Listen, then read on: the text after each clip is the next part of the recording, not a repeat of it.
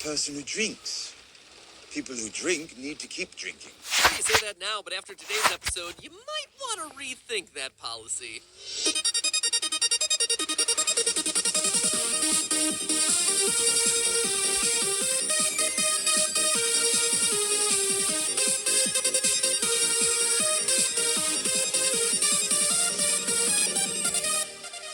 Hello, Internet! Welcome to Film Theory, where I thought to myself, what better way to celebrate the coming of winter than by talking about the series where winter just never seems to quite arrive. One of my favorite shows here on the channel, Game of Thrones. Up to now, we've concocted theories around Dany, Jon, and Jorah, the last of which I still think is incredibly likely to happen. But there's one character who has sadly remained on the sidelines. A character who's been everyone's favorite, including mine, since season 1, and by some miracle has somehow been able to escape the wheel of death that George R.R. Martin has hanging on his writing room wall. Yup, today's theory is about none other than Tyrion Lannister. Now, in case you're not familiar with Game of Thrones or this character in particular, while I could tell you about him, I think he sums it up best. I drink, and I know things. Yeah, that about does Seems like When it. He says he drinks. Man, can Tyrion drink. The channel Movie Maniacs put together a compilation of every Game of Thrones character's drinking throughout the first 4 seasons, and I get a little woozy just watching it. Roll the tape. That's a good red. More wine? Tyrion, buddy, I'm afraid your drinking is really starting to get out of hand. And I don't mean let's get you to Alcoholics Anonymous. I mean more like your liver is a lump of coal and you should be catatonic right now. Tyrion even admits that being as sloshed as he is at all hours of the day is way harder than it looks. It's not easy being drunk all the time. Everyone would do it if it were easy. And it's boasts like that, combined with the seemingly endless stream of wine going into Tyrion's mouth hole, that has me a bit concerned. So our question of the day, just how drunk is Tyrion Lannister? What is this guy's blood alcohol concentration? What kind of health effects should he be experiencing? But perhaps the most important question of all, in a fantasy series full of dragons and ice zombies, is the most unbelievable element Tyrion's ability to handle his liquor? No, I don't think so. We'll see, my friend. We'll see. Now, don't get me wrong, Tyrion's drinking isn't the kind of behavior that I'm gonna defend here. Heck, when most of my friends were in college out drinking at parties, no joke, I was trying to start a show choir. Yeah, talk about regrettable life decisions. And I was sober! Suffice it to say that I can't estimate how drunk Tyrion is from any kind of personal experience, so I'll try to prove how drunk he is in the best way that I know how. Science! And some history.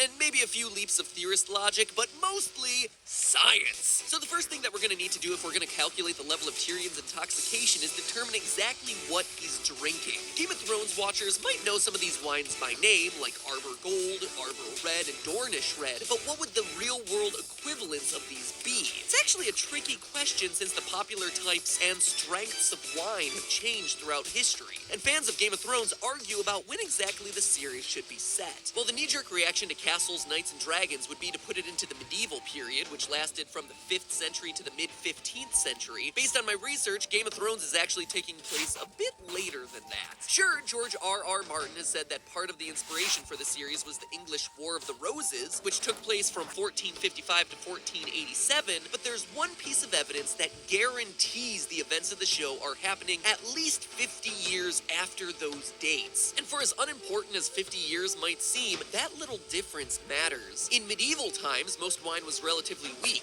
We're talking somewhere between grape juice and Mike's Hard Lemonade. And that may sound like a joke, but it's not. Because by the 16th century, people had discovered a new and magical technology that helped them age wine and preserve it so it would get stronger. That crucial piece of technology and the evidence proving the dates that we're hanging out in Westeros during Game of Thrones is this.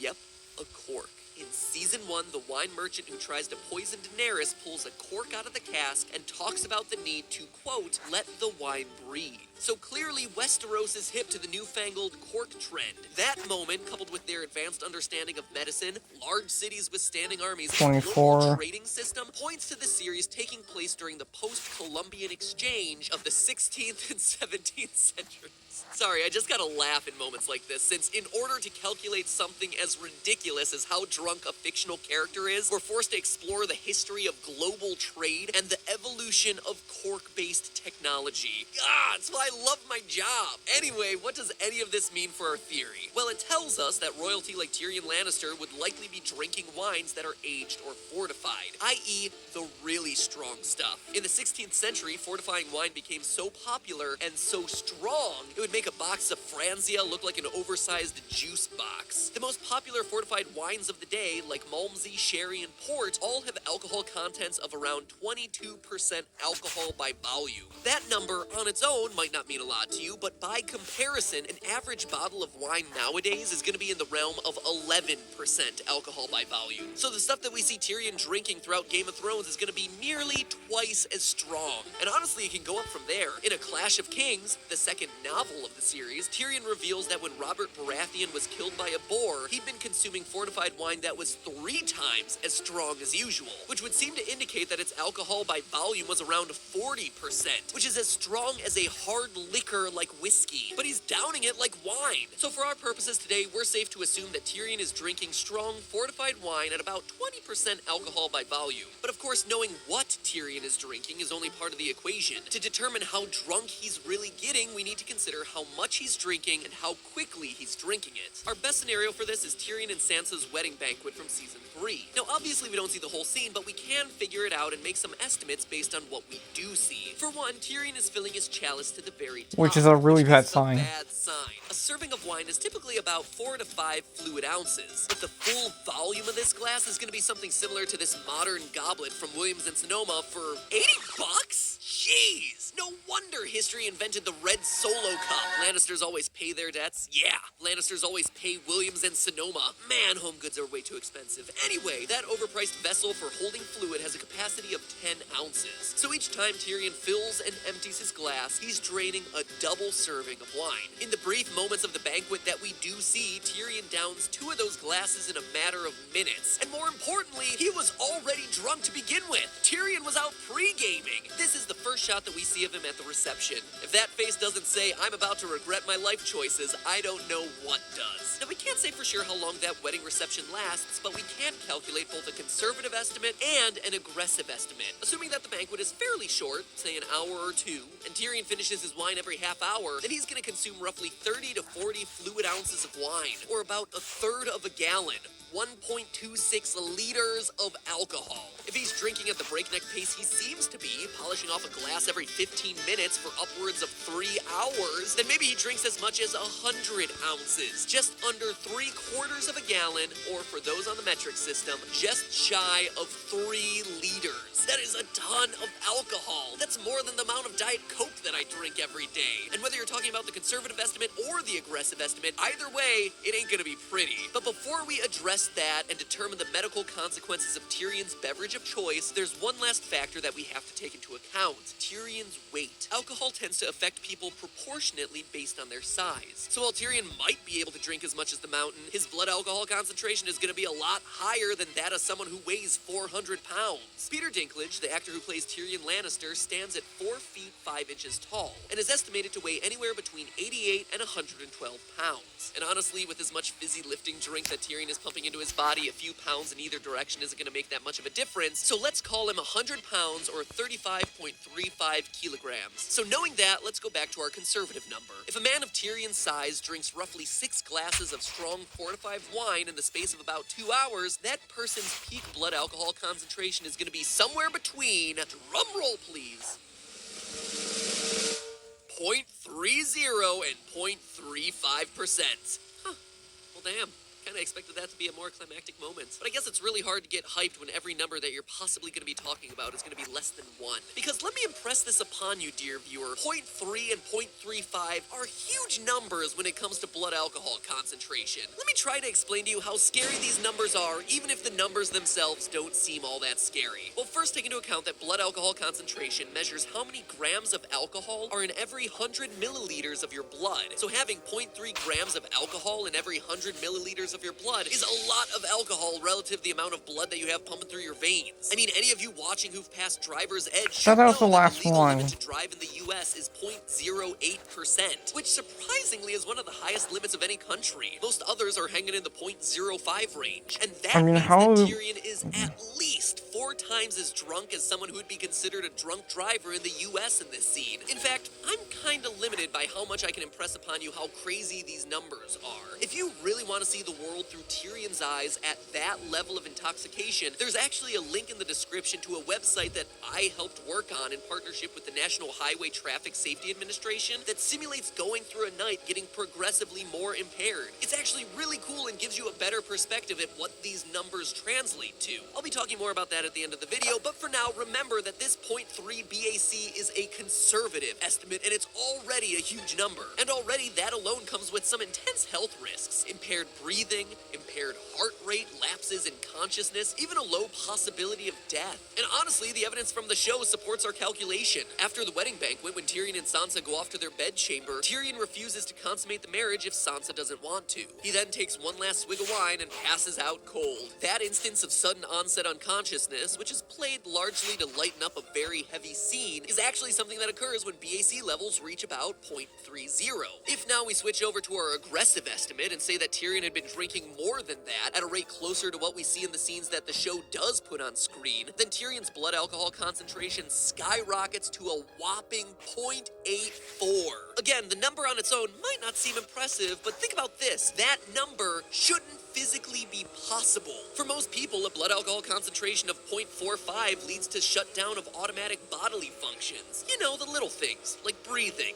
and getting your heart to beat on its own. Tyrion's BAC at his wedding is nearly double that. And that's just one instance. How about when Tyrion emerges from the crate Varys was smuggling him in at the beginning of season 5? He starts chugging wine, then gives the old boot and rally. Varys says that he'd been drinking the entire time on the ship, so who knows how drunk Tyrion is at this point. The bottom line is that drinking the way Tyrion does is extraordinary. 30% of the value? I thought it was going to be 50% of the value. The numbers don't lie. Based on the volume of wine he's guzzling and the speed Nah, with which he it's drinks not worth Tyrion it. should have been the first character to die in season 1. But wait, I was going to sell it, but now, now honestly, I don't feel like it anymore. Tyrion's been drinking this heavily for this long. Wouldn't that mean that he's got, like, really good tolerance? Wouldn't that mean that he could survive drinking much more than a normal person? And honestly, that's a really good question. It's actually one I had myself as I worked on this script. But believe it or not, that's not how tolerance works. Alcohol tolerance is definitely a thing, but it has much more to do with how inebriation affects someone externally rather than internally. Someone with a lot of experience drinking might be able to stay balanced and not slur their speech with higher BACs, but on the inside, they'll be just as drunk as the novice drinker who's had the same amount. Alcohol tolerance doesn't affect your blood alcohol concentration, and that's the toxicity that causes those pesky problems like cardiac arrest, breathing issues, and early death. Are there anecdotal instances of people with extraordinarily high blood alcohol concentrations living? Sure, there was this one guy who stole a vehicle full of sheep in South Africa and was recorded with an unimaginable BAC of 1.6%. Not 0.16%, 1.6%, aka 20 times the legal driving limit. That person had to have been a genetic anomaly. I'm sure Professor X is reaching out to the guy as we speak. But in general, tolerance doesn't determine your BAC. It just determines how long you can stay conscious enough to get your BAC even higher. But surely, with how smart and high-functioning Tyrion always seems to be in crucial moments of the show, we can at least say that he holds his liquor better than anyone else. Let's give that to the man at least, right? Of course, of course. Well, not so fast. Tyrion actually isn't the most impressive drinker in the Game of Thrones universe. In fact, he's not even the best drinker in his family. That title belongs to the Queen of Mean herself, Cersei Lannister. Why? Well, consider the Season 2 episode about the Battle of Blackwater. While Tyrion is leading the defense of King's Landing, Cersei is hiding away in the Holdfast, getting Dean Martin drunk. Like we did with Tyrion, we can perform similar calculations on this episode with similar assumptions, but with one big change. Cersei is a woman. Cersei is actually going to have a higher blood alcohol concentration than Tyrion if they both drink the same amount. Why? Well, generally speaking, women have a higher proportion of their body weight as fat. Sorry, no shame, it's just a fact. And fat has a very low water content compared to muscle. The water in muscle tissue helps dilute alcohol in the bloodstream more. thereby creating a lower blood alcohol concentration. So when we account for all of Cersei's drinking, the time elapsed, her gender, her weight, all that good stuff, we get a peak blood alcohol concentration of 0.63. Sure, it's not quite as high as the highest possible calculation that we got for Tyrion, but there are two things to consider here. One, this is still a BAC that would kill most people. And two, compared to Tyrion, Cersei handles this level of drunkenness like a champ. When Tyrion gets this drunk, he wipes his mouth on a tablecloth and passes out in front of his bride. When Cersei gets this drunk, she tries to comfort her son and tell him stories while the city Jeez, around when she her gets to the collapses. same I mean, level of sure, wasted she as says some Tyrion, really awful things to Sansa in these scenes, but he Cersei doesn't. says She doesn't terrible pass things when out. she's sober, so I don't think that really And counts. instead, she just. So Tyrion might get the award for drunkest in the family, but the overall best drinker is undeniably Cersei. Damn it, just another crown that she ripped off of. Damn, that's a big